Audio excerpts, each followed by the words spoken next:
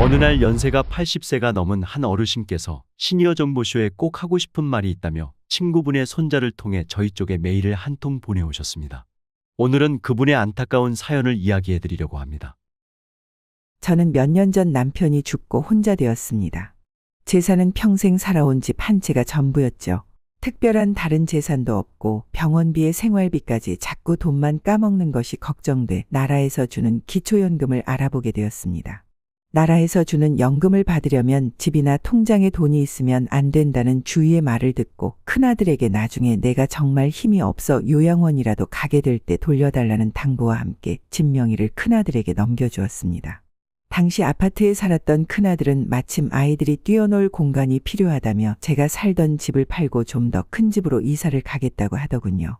나중에 제 돈은 꼭 돌려주겠다는 말과 함께 말이죠.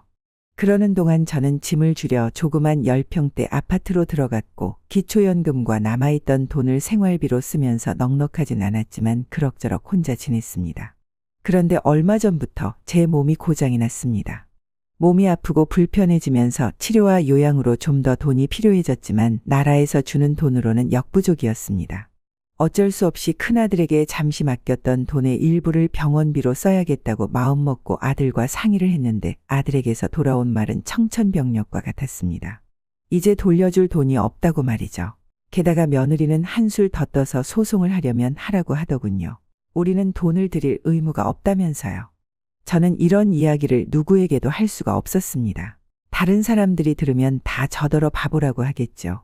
매일 밤 잠자리에 누우면 화가 나서 견딜 수가 없고 가슴이 답답해 눈물만 납니다. 여러분도 절대 자식을 믿지 마세요. 내 품 안의 자식입니다. 결혼하고 내 곁을 떠나면 남이라고 생각하세요. 여러분께 꼭 이 말을 해주고 싶었습니다. 모두 나 같은 어리석은 일을 겪지 않길 바랍니다. 이것은 그저 남의 이야기일까요? 어르신이 아들을 잘못 키운 걸까요? 아니면 며느리가 나쁜 걸까요? 어쩌면 이런 일은 누구에게나 일어날 수 있는 일입니다. 평균적으로 나이가 60대에 접어들면 자신의 재산을 자녀들에게 넘겨줄 것을 한 번쯤 생각한다고 합니다. 그 이유는 나의 예전 같지 않은 건강 상태, 자녀의 성장과 결혼에 따른 비용 부담, 또한 그 즈음이 재정적으로 안정되어 있는 경우가 많기 때문이라고 하는데요. 그렇다면 내 재산을 내가 살아생전에 자녀에게 넘겨주는 것이 좋을까요? 아니면 내가 세상을 떠난 후 상속으로 가져가게 하는 것이 좋을까요? 또 넘겨준다면 얼마를 언제 어떻게 넘겨줘야 할까요? 오늘은 내 재산을 언제 자녀에게 넘겨주는 것이 좋은가에 대해 이야기해 보려고 합니다. 작던 크던 자녀에게 넘겨줄 재산이 있는 분들이라면 오늘 영상 반드시 끝까지 시청해 주세요. 내 재산을 살아생전 자녀에게 미리 승계하는 것은 증여이고 내가 가족 곁을 떠난 후 재산이 자녀에게 승계되는 것은 상속입니다. 어떤 것이 반드시 옳고 그르고는 없으니 각자의 상황에서 오늘 내용을 참고하시면 좋겠습니다. 먼저 재산을 자녀들에게 일찍 이전해 줬을 때 좋은 점에 대해 이야기해 보겠습니다. 첫째는 재산이 늘어나는 것에 대한 세금 부담을 피할 수 있다는 것입니다. 증여세는 증여받은 재산의 가치를 기준으로 세율이 적용됩니다. 그런데 재산이 늘어난다는 전제하에서 생각해보면 내가 지금 증여를 해주면 이전에 주려는 재산의 가치가 좀 더 낮은 금액일 때 증여해주기 때문에 증여세 면세한도 내에 증여가 가능할 수도 있습니다. 그러나 재산이 많이 늘어나게 된 나중에 증여를 하게 되면 아무래도 증여세 면세한도를 넘어서게 될 가능성이 높아지고 이렇게 되면 증여세 부담을 하게 될 수도 있습니다. 상속세도 마찬가지입니다. 재산 규모가 커질수록 상속세 면세한도 역시 넘어설 가능성이 높아질 수 있기 때문입니다. 둘째는 자녀들이 돈이 필요할 때 도움을 줄 수 있다는 것입니다. 사실 우리 모두가 겪었던 것처럼 젊을 때 조금만 도움을 받으면 직장 생활이나 사업 그리고 자녀 교육에 큰 도움이 되는 경우를 보게 됩니다. 특히 자녀 교육에 많은 공을 들이는 한국의 부모들의 경우 좋은 학군이 있는 곳에서 거주하기 위해 이사를 하는 경우가 많은데 주택 가격이 높기 때문에 특별한 경우를 제외하고는 젊은이들이 경제적으로 감당하기 어려운 경우가 대부분입니다. 이럴 때 부모의 지원은 큰 힘이 될 수 있습니다. 또한 사업을 하는 자녀의 경우 자금의 융통은 사람의 혈액순환과 같아서 원활해야 합니다. 따라서 부모의 적절한 지원은 자녀들의 사업 운영에 적지 않은 도움이 될 수 있습니다. 그러나 우리가 반드시 생각해야 할 것은 자녀들이 정말 도움이 필요할 때 도움을 주는 것이 좋다는 것입니다. 자녀들이 도움이 필요치 않은 시기에 지원이 될 경우에는 크게 도움이 되지 않는 것은 물론이고 자녀들도 감사함을 모르는 경우가 많습니다. 이번에는 자녀들에게 재산을 일찍 증여하면 안 되는 5가지 이유를 말씀드리겠습니다. 첫째, 자녀들의 재정관리 능력에 대한 염려입니다.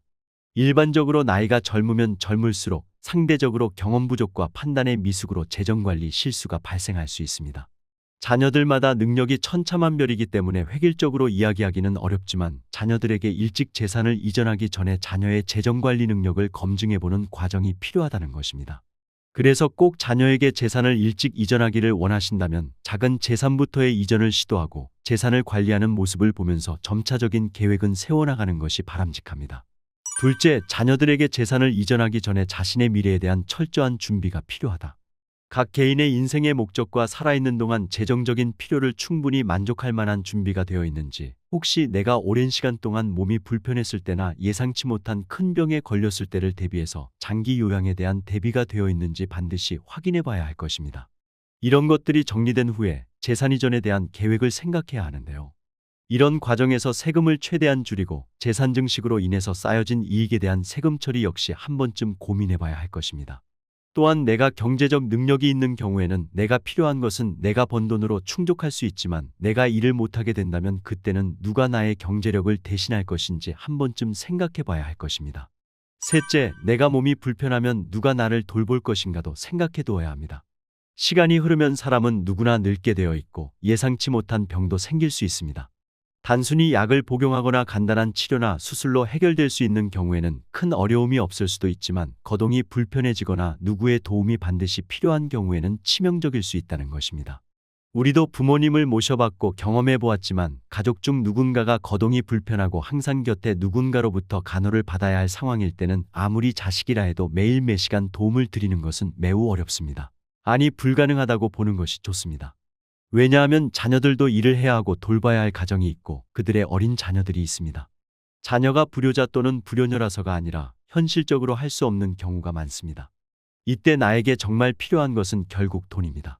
돈이 있으면 그 돈으로 나를 돌봐줄 수 있는 사람을 고용할 수도 있고 치료받으면서 생을 마감할 때까지 자녀들에게 피해를 주지 않으면서 편안히 생활을 할 수 있을 것입니다.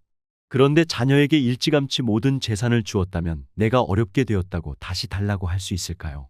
그래서 내가 몸을 가눌 수 없게 되었을 때 생활에 필요한 부분을 반드시 남겨놓아야 합니다.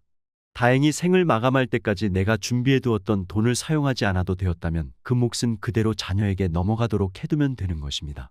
내 스스로 이런 상황을 극복할 수 있는 재정적 준비가 되어 있다면 이는 나 자신은 물론 자녀들에게도 큰 도움이 될 것입니다.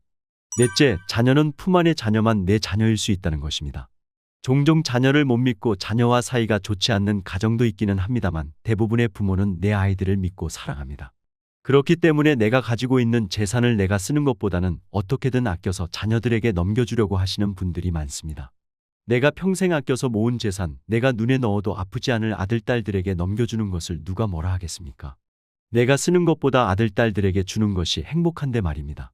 그런데 그렇게 사랑했던 아들, 딸이 결혼을 하게 되면 내 며느리와 사위는 내 자녀와 다를 수 있다는 것입니다. 물론 며느리와 사위가 친딸과 아들 못지않게 행복하게 지내는 가정도 많습니다. 그러나 우리는 모든 것을 최상위에 초점을 맞춰서 살아갈 수는 없기 때문에 늘 최악의 상황도 한 번쯤 생각해 보아야 합니다. 다섯째, 자녀 중 불행하게 된 자녀가 생긴다면 대책이 없을 수도 있습니다. 인생을 살면서 우리가 전혀 예측하지 못하는 상상도 못했던 일들이 벌어지기도 합니다. 그런 일은 절대 있어서는 안 되겠지만 자녀에게 모든 재산을 일찌감치 이전했는데 불의의 사고가 발생한다면 어떻게 될까요? 그리고 자녀가 여럿일 경우에 어느 한 자녀가 사고로 인해서 남은 인생의 돌봄이 필요하다면 내가 가지고 있는 재산으로 그 자녀의 치료와 돌봄에 사용하면 되는데 모든 재산을 자녀들에게 나눠주었을 경우 그 재산을 다시 분배하는 일은 자칫 매우 불편한 상황이 올 수 있다는 점 역시 간과해서는 안 되겠습니다. 자녀에게 재산을 증여하는 절대적인 좋은 시기를 찾는 것은 쉽지 않습니다. 어떨 때는 좀 더 일찍 재산을 이전하는 것이 좋을 수도 있고 어떨 때는 최대한 늦게 자녀에게 주는 것이 좋을 수도 있습니다. 옛 속담에 부모 속에는 부처가 들어있고 자식 속에는 앙칼이 들어있다는 말이 있습니다. 이것은 부모는 누구나 다 제 자식을 한없이 사랑하지만 자식들 가운데는 부모의 은덕을 저버리는 경우가 없지 아니함을 비유적으로 이르는 말인데요. 그만큼 주는 부모의 마음과 받는 자녀의 마음은 다를 수 있고 언제나 자신에게 유리한 방법으로 이해하려는 경향이 있음을 반드시 알고 계셔야겠습니다. 오늘 내용 도움이 되셨나요? 오늘 내용 도움이 되셨다면 주변의 소중한 분들께도 오늘 영상 많이 공유해 주시고요. 저는 다음 시간에 시니어분들께 더욱더 도움되는 정보로 다시 찾아오겠습니다. 오늘도 끝까지 시청해 주셔서 감사합니다.